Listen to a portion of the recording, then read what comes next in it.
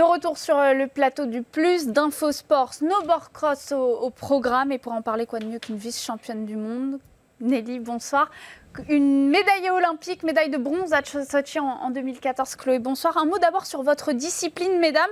On va voir des images, c'est très impressionnant. Vous allez à quelle vitesse là? On est en caméra embarquée.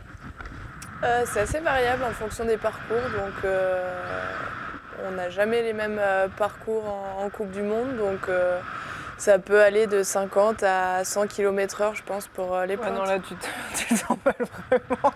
Ah ouais 100 km/h. Non, je crois qu'à Vezona, on est à 70 dans la grande ligne droite de départ. Ouais. Ça va très vite quand même. Ouais, bon, 70 en snowboard, ouais, ça commence à fuser, ouais. Et en compétition, vous êtes 6 adversaires en phase finale pendant la Coupe du Monde et les JO, c'est ça? C'est 6 ouais, c'est ça. Donc, en plus de devoir bien glisser, de devoir appréhender les obstacles, il faut jouer des coudes. Alors, ouais, non, le principe, tout le monde pense qu'on joue des coudes, mais dans l'absolu, pas du tout. Ce qui est beau dans notre sport, c'est justement d'essayer d'avoir le geste le plus parfait par rapport aux autres, sachant qu'on a du mouvement à côté de nous. Il n'y a jamais de chute, jamais de... Si, beaucoup, oui, si. C'est ça qui donne aussi le côté un peu... spectaculaire. Voilà, du sport. Après, on n'essaye pas de jouer des coudes. Dès qu'on met les mains, c'est plus pour garder les distances de sécurité, plus que de se pousser ou de se faire des petits coudes par derrière. Mais c'est quand même hyper physique, Chloé. Oui, c'est physique. Et puis, il y a tout un côté stratégique parce que justement, il faut adapter sa ligne en fonction des autres concurrentes. Donc, c'est vraiment ça qui est chouette.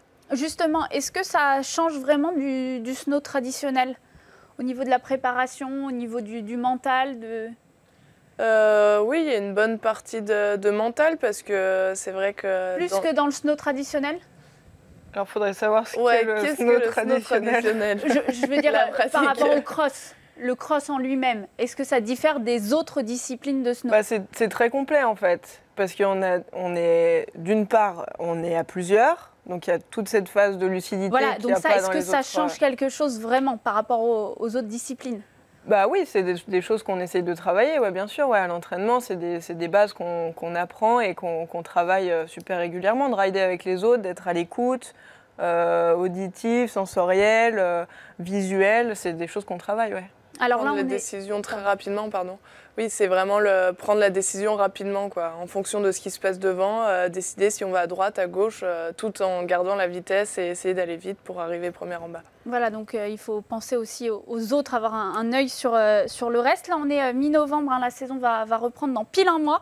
La première étape de Coupe du Monde, ce sera le 15 décembre en Autriche. On découvre le programme, 7 étapes de Coupe du Monde. Il y aura ensuite les championnats du monde en Espagne. C'est une saison hyper importante puisque c'est une saison évidemment pré-olympique. Il y a les JO en 2018 à Pyeongchang. Justement, on vient de voir le calendrier. Alors, pas d'épreuve en Corée, comme ça peut être un peu intriguant. En fait, vous nous expliquez que c'est juste une question de timing pour permettre aux autres disciplines d'avoir justement une année pré-olympique aussi, c'est ça? Oui, exactement. Ouais, le site étant pas tout à fait prêt, pour des questions de logistique, ils ont préféré étaler les pré-olympiques sur 2 ans pour que tout le monde puisse déjà d'une part avoir sa pré-olympique et que ça soit pas trop le bazar pour eux à mettre en place. Alors soit tous dans des bonnes conditions. Justement, la vôtre, c'était l'année dernière. C'est vous, Chloé, qui avez remporté cette étape. C'est super prometteur pour 2018.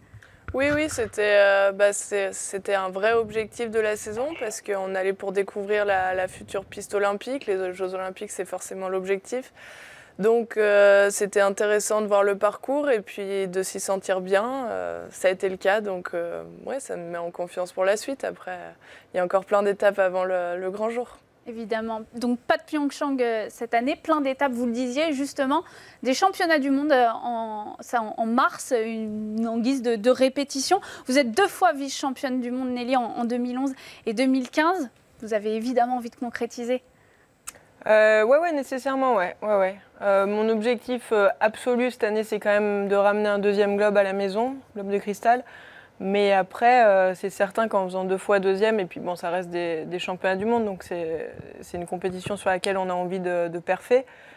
Donc ouais, c'est coché au calendrier, mais pour tout le monde de toute façon, hein, c'est le championnat du monde, c'est tous les 2 ans, donc bien entendu, tout le monde va arriver en forme là-bas. Alors Chloé le disait, les JO, c'est l'objectif aussi pour vous, évidemment, on l'imagine.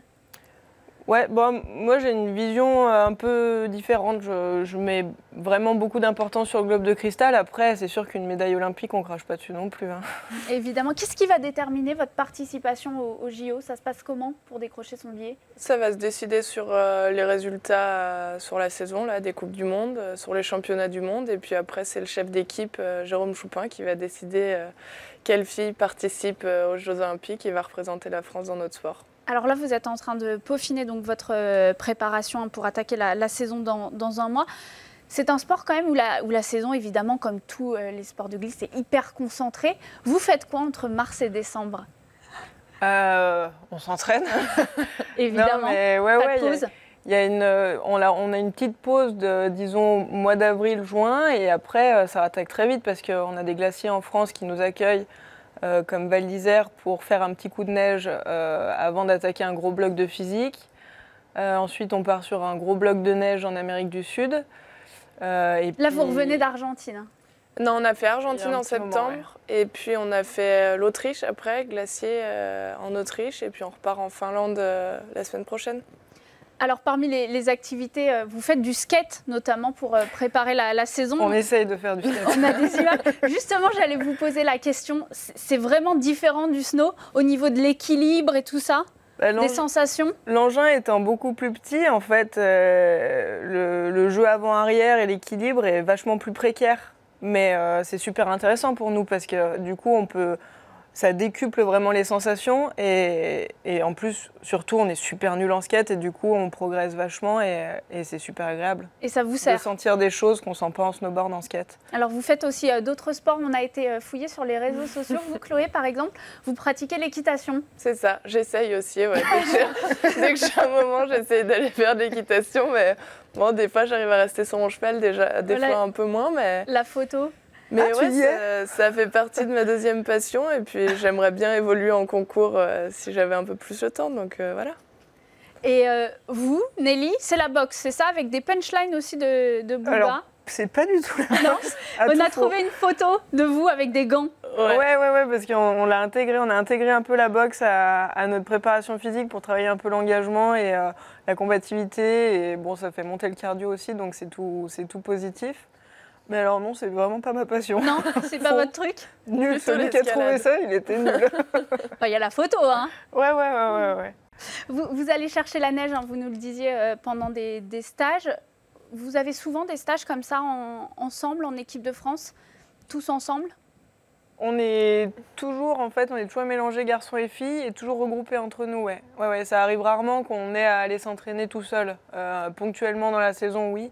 Mais sinon, dès qu'on a un petit peu de temps libre, on est tous regroupés ensemble, garçons et filles, pour avoir cette émulation de groupe. Justement, donc il y a un vrai esprit équipe de France entre vous? Vraiment, ouais. Même si c'est un sport individuel, on se rend compte qu'on a vraiment besoin d'être dans une équipe pour évoluer. On se tire tous vers le haut, il y a vraiment une concurrence saine. Donc ouais, on avance tous en équipe. Ouais. Le modèle, c'est Pierre Vautier, médaillé d'or à Sochi, évidemment.